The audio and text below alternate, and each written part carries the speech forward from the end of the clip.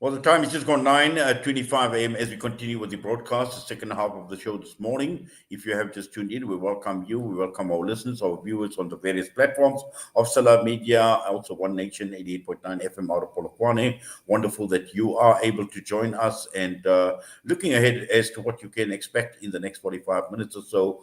We are talking about the Nigerian elections 2023. We will get an update shortly and also taking a look at the cabinet reshuffle that is on the cards in South Africa. The question is, what will Cyril Ramaphosa do? Will the right decisions be made? And also today being World NGO Day. So we've got a report back, NGOs featuring extremely prominently right across the entire world. And we are now going across to be joined by Joshua Olawale Owoyomi, who is a broadcast journalist based in Lagos in Nigeria. Joshua, good morning to you and welcome to the show.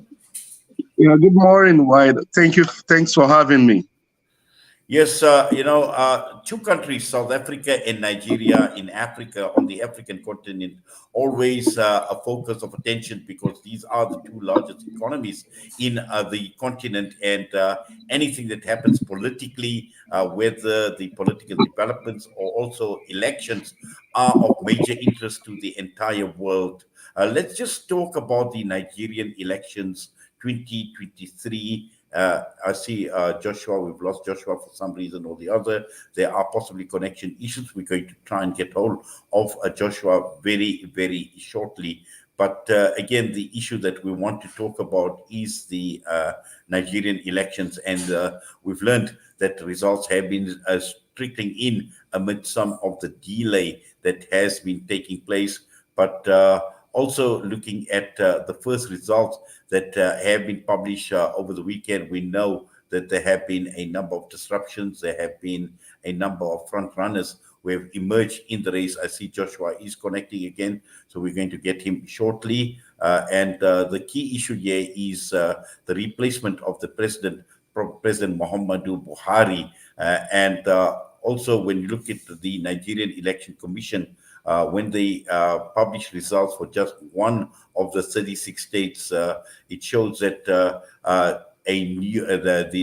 outcome is the election of a new president that is starting to draw close. And let's just see what actually transpires. But also, some of the other issues in the in getting the outcome of the elections has been logistical problems. There have been security concerns that caused voting delays, and people continued across much of the country yesterday on Sunday to still continue casting their votes. So there's going to be a lot that will be playing out until the final results are announced. And unfortunately, I see Joshua is battling to connect, but we will try and see if we can't get hold of him shortly. But also looking at the incumbent President Muhammad Buhari, who is leaving office, where he served the maximum 2 terms of office already, is another elder, a 70-year-old Bola Tinubu.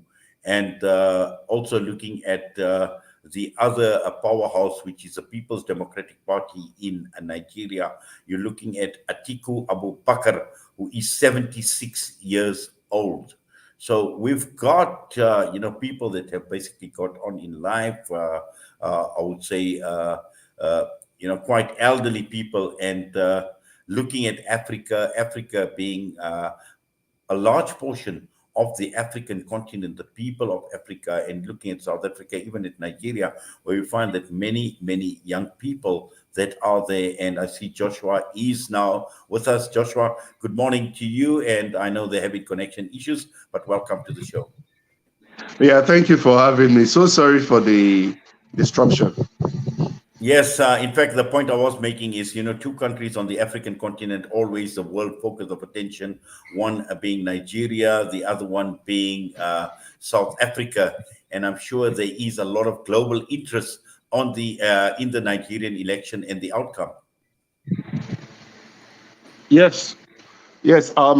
generally, whenever Nigeria is going to the poll, all of Africa, it's more like all of Africa is going to the poll because Nigeria, South Africa, Ghana, and some other countries in Africa are considered very important to whatever will happen in Africa.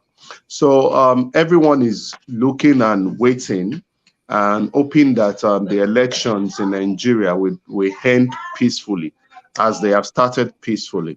So I know the whole of Africa is waiting to see what the outcome will be. Yes. Now, it is clearly a mammoth task because Nigeria is a huge country. It's a massive country, and we know that there were a few logistical problems during the whole process of voting. And at this point in time, where are we as far as getting to the end of voting before we see the results come in? Okay, the voting has ended. We are now at the stage of collation and announcement. Even in most states, the collation has ended.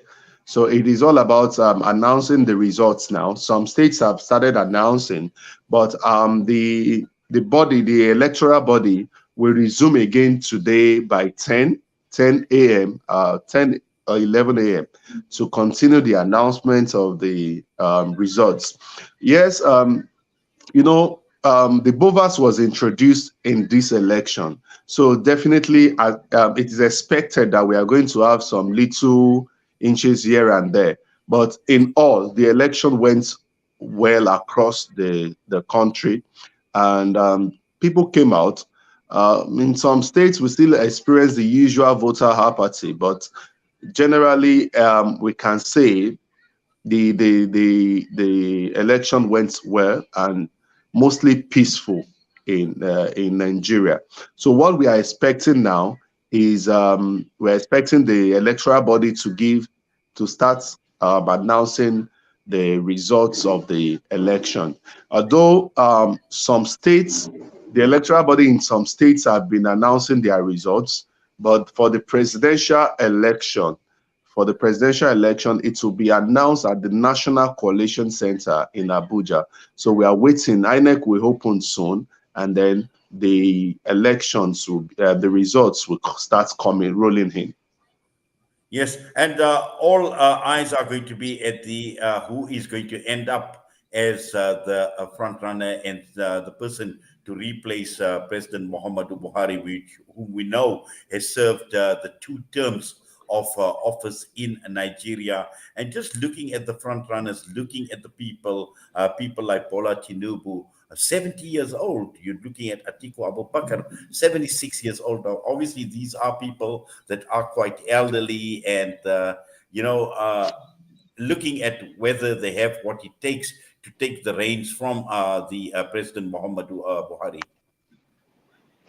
Okay, so for me and I believe leadership is not about age. Age has not little to do when it comes to leadership. Leadership is more about capacity and ability to manage a country. And for Nigeria, we are not new to having people of advanced age as our leaders. So it's all about what they can do, the capacity they have, and the four major contenders. They are far older than 60. We have 62 on 63 and the rest. So it's not really about the age, but it's about what they bring to the table, what they can offer.